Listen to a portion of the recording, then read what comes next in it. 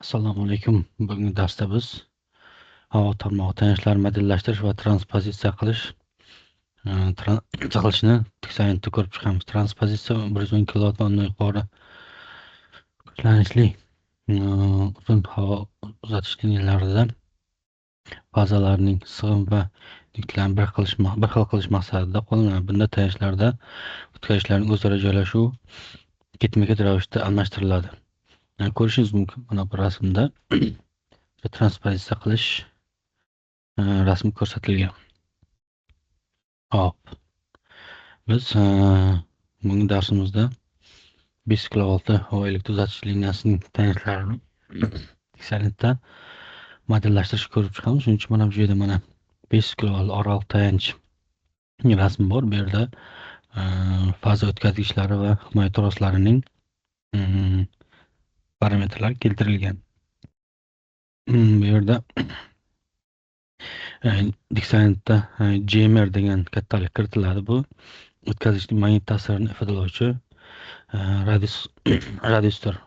Bu havo liniyalari induktivligini, reaktiv qarshiligini, simmetriya va transpozitsiya ta'sirini baholashda power factor etap kabi dasturlarda liniya parametrlarini kiritayotganda buni hisobga olinadi. Hop, demak, tayanchni modellashtirishda bizga tayanchni yerdan balandligi va fazalar orasidagi masofalar bizga kerak bo'ladi. Shuningdek, o'sha tayanchdagi liniyadagi mana izolyatorlarni balandligi ham bizga kerak bo'ladi. Mana bu yerda hozir 5 kW oraliq tayanchda izolyator keltirilgan. Ko'rishingiz mumkin 4,814 metrga teng. Xcelentda tayanchni havo elektr uzatish liniyasini modellashtirishda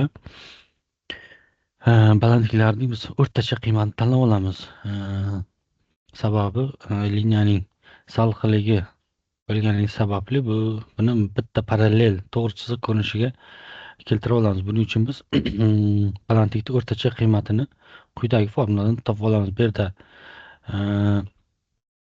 L sag, bu yerda faza o'tkazgichlar va himoyalovchi simdagi himoyalovchi simning salqinligi, ya'ni bu yerda biz 10 metr deb olganmiz. Biz Xcelentda modellashtirishimizda tayanchning koordinatalarini, ya'ni fazalarni, himoya troslarining koordinatalarini biz belgilab olishimiz kerak bo'ladi. Mana ko'rishingiz mumkin, boshlang'ich nuqtada himoya trosi, bu yerda x va y bu x bu yer, y esa mana bu to'g'ri chiziq hisoblanadi. Demak, mana bu nuqtalarda ko'radigan bo'lsak, mana bu deylik faza deylik, misol uchun A fazani ko'radigan bo'lsak, A faza mana bu joyda 605 ga 603 qo'shilgan hamda 12,8 qiymat olingan. Mana B faza o'rtada joylashgani uchun mana x koordinatasi 0 ga teng. S faza esa mana 12,8 teng. Xuddi shunday y, ya'ni balandligini topib olinadi. Bu yerda oddiy hisob kitobda ko'rishingiz. Bu yerda 4,8 bu yerda izolyatorda uzunligi. Tak. Shundan so'ng biz 5 kilovolt tayanchning o'rtacha koordinatlarini topib olamiz. Mana bu yuqorida ko'rgan formulamiz orqali biz buni topib olamiz. Bu yerda o'zgarmas koeffitsient 2 taqsim 3 ko'paygan 10 ni hisoblab olamiz, ya'ni 6,67. Mana bu yerda ko'rishlaringiz mumkin. Mana bu yuqoridagi qiymatdan ular ayrildi va oxirida mana tayanchning o'rtacha koordinatalari hosil bo'ldi. Xo'sh. Ana endi biz modellashtirishga o'tamiz. Buning uchun biz yangi bitta Xcelentda oyna ochib olamiz va kichik bir sxemani tuzib olamiz. X quvvat manbayini ulaymiz.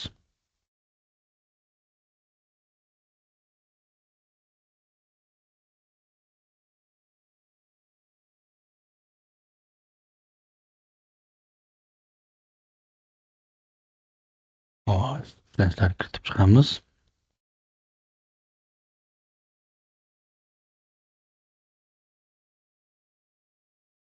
Tak, bu yerda biz select type qilib e, librarydan tower type topa olishimiz mumkin yoki mana bu joydan e, yangi tower type qilib yozib olishimiz mumkin. Demak, tower type mm,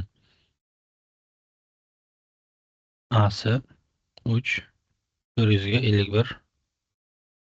Mhm. Mana bu tak. Boyagi rasmda ko'rishingiz mumkin. Himoya trosi ikkita. E, liniyaning liniyadagi fazlari bir zanjirli bo'lgani uchun mana bir turibdi. Xo'sh, demak, mana OK deb bosamiz. Yo'q. Aha. Demak, buni bu yerga kiritishimiz kerak ekan. Mishkani 2 marta bosamiz. Hozir kerak bo'lyapti. Mana. Bu yerda mana bu biz oldin ishlagan uh, tower type, ya'ni tayanchli turlari turibdi. Biz mana kirib bemalol biz buni o'zgartirib olishimiz mumkin bo'ladi. Buning uchun biz mana bu yerda bu mm, copy qilib, ana endi buni biz bemalol o'zgartirib, misol uchun nomlarni o'zgartirib kiritishimiz mumkin. Bu yerda hozir 3AC400 biz parametrlarni oldindan kiritib qo'yganligimiz sababli mana bu yerda 500 kilovolt toki bu yerda liniyani parchalanganligi uchun mana uchta turibdi. Rasmda ham ko'rishingiz mumkin. Bu yerda fazlar orasidagi masofa o'sha o'tkazgichni turi, ya'ni deylik turba ko'rinishida yoki ichi g'ovak bo'lishi mumkin. Buni tanlab olishimiz. Bizda hozir ichi g'ovak bo'lmagani uchun mana solid type'dagi turdagini tanlaymiz. Bu yerda mana o'tkazgichda qarshiliklar kiritiladi. Mana bu yerda mana GMR mana bu joyga kiritiladi. Bu o'tkazgichni diametri. OK deb bosamiz va shuni tanlab olamiz. Mana bu yerda ko'rindi. Ana endi bu yerga himoya trosini ham kiritamiz. Bu yerda mana biz belgilaganmiz. Buni ko'rishingiz mumkin. Checker mana. Bemalol buni Ctrl+C Ctrl+V qilib o'zgartirib bemalol ishlashingiz mumkin bo'ladi. OK deb bosamiz, mana bu yerda ko'rinadi. Bizda ikkita bo'lgani uchun mana Ctrl+C Ctrl+V qiladigan bo'lsak, mana bu yerda ikkita bo'ladi.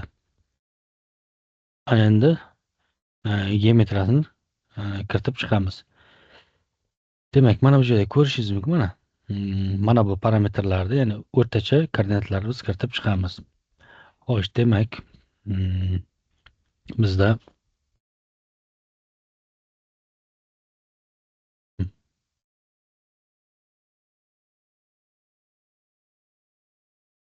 hozir meni bir qilganim koordinatlar просто xo'sh, cancel qilamiz. Kichraytirib, mana bu yerda mana buni ham kichraytirib sizlarga ko'rinish uchun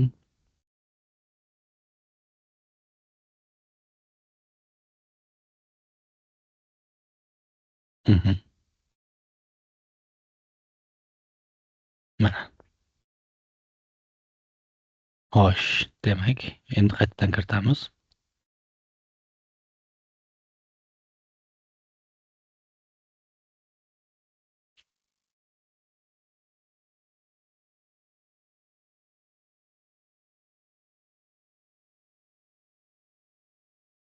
Boyagi ishni qaytadan kiritamiz, mana kiritib chiqamiz.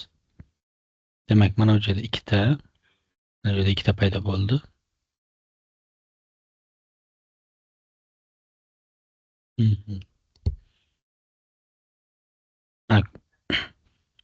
Ichini ko'radigan bo'lsangiz, mana parametrlar kiritilgan. OK. Endi geometriyasini kiritib chiqamiz. Geometrik boyagi koordinatlarni. Xo'sh. Tak, mana ko'rishingiz mumkin.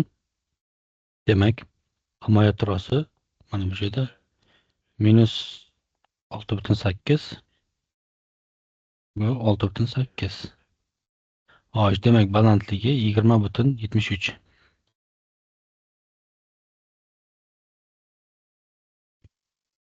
Mana bu yerda ko'rishingiz mumkin. Mana rasmda ko'rinib boshlayapti.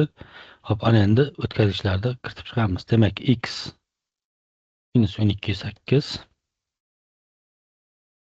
Demek bu B fazamiz 0 koordinada turibdi. X uchinchi fazamiz 12,8. Xo'sh. Demak, balandliklari 15,73 dan 73.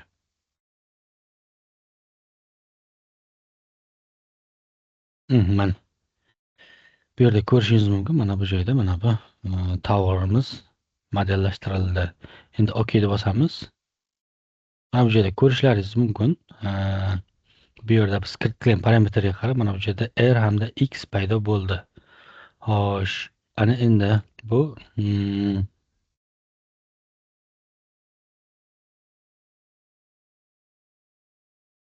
mana 3A 451 da qarshiliklarni ko'rishingiz mumkin.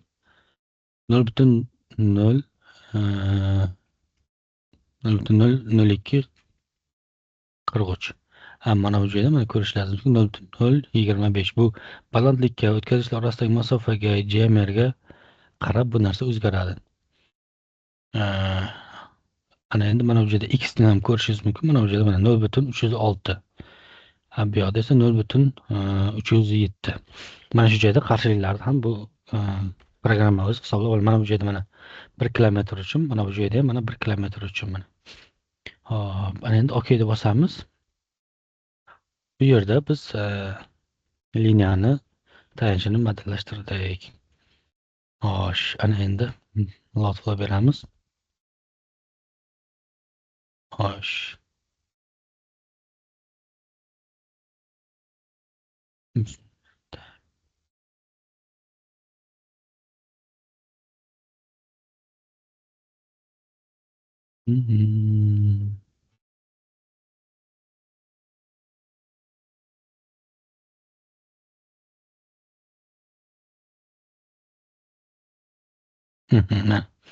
Demak, oldingi oynamizda modelimizda parametr kiritilmagan ekan. Bu yerda hamma narsa 0 ko'rsatyapti, sababi biz yuklama qo'ymaganmiz. Mana bu joyda yuklama qo'yadigan bo'lsak, sochim 120. Mana bu joyda kuchlanishlar ko'rinadi. Xo'sh, bu tayanchni modellashtirish edi. Ana endi biz liniyani transpozitsiya qilinganligini inobatga olishni, ya'ni modellashtirishni ko'rib chiqamiz.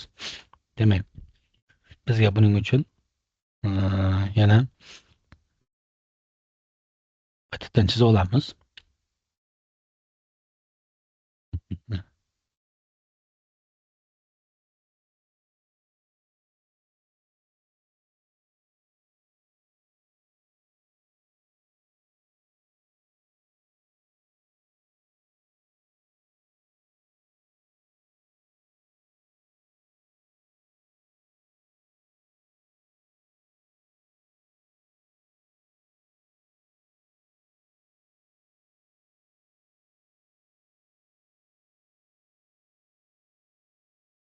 Kuchlanishlar kiritib chiqamiz.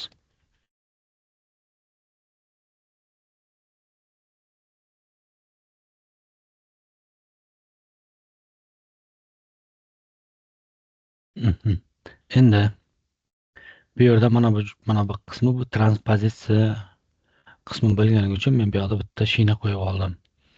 Xo'sh, ana endi bu yerda mana define orqali line coupling qilinadi.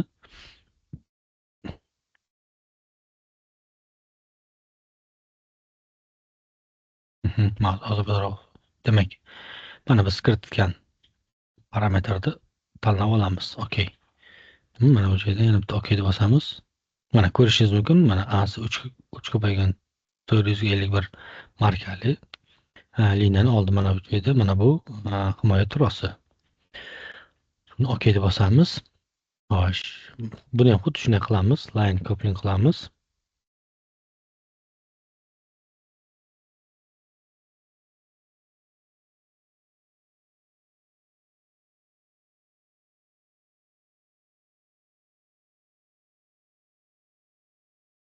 Bunga shu liniyani kiritamiz. Boya modellashtirgan tayanchimizni kiritamiz.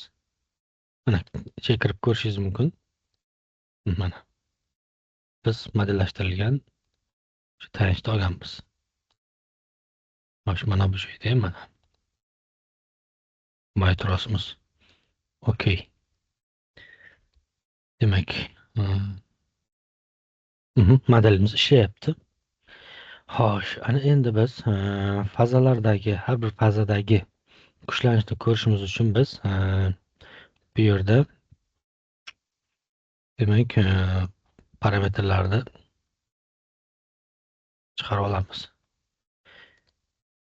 Xo'sh, mana bu joyda unbalanced tanlanadi. Unbalanced va bu yerda mana bu joyda yulduzchani bosganimizda mana har bitta fazani biz kerakli bo'lgan parametrda olishimiz mumkin bo'ladi. Bizga demak kuchlanish kerak. Mana har bitta fazadagi kuchlanish tanladik. Qo'shimchasiga bizga okey. Shuningdek, nobalancelik faktori ham kerak bo'ladi. Buning uchun biz bu yerda mana yulduzcha A, B, C bor hamda mana bo'sh joy bor. Bo'sh joyni tanlaydigan bo'lsak, biz izlayotgan parametr mana parametrlar kiritib oldik. Endi biz mana bu joyda ma'lumotlarni ko'rishimiz uchun mana virguldan keyin 3 ta songacha ko'rsatadi. Okey. Bosadigan bo'lsak, mana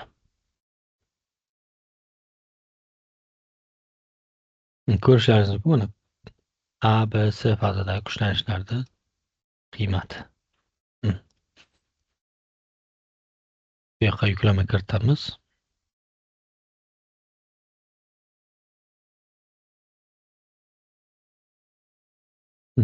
Uzunliklarni kiritib chiqamiz. Xo'p. 100 kilometr qilaylik. Mana ko'rishlaringiz mumkin. Kuchlanishlar farqini 489, 495, 490.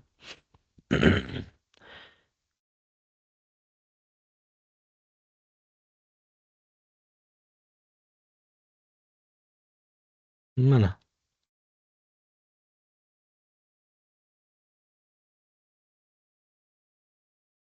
nobalansli faktorimiz hozir bu yerdan 0,812 ga teng. Xo'p, ana endi liniyani ikkinchi tarafini transpozitsiya qilamiz. Birinchi nima qilamiz? Bu yerda mana bu joyda transpositionni mana bu joyda bosamiz hamda deylik, misol uchun mana bu holatda bo'lsin. Okey. Mana ko'rishlaringiz mumkin, transpozitsiya qilganimizda 0,263 bo'ldi. Xo'sh.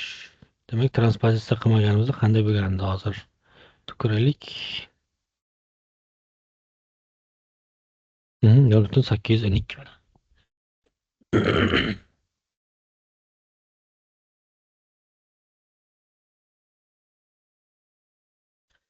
Ko'rishlaringiz mumkin, mana bu joyda mana bu o'zgardi.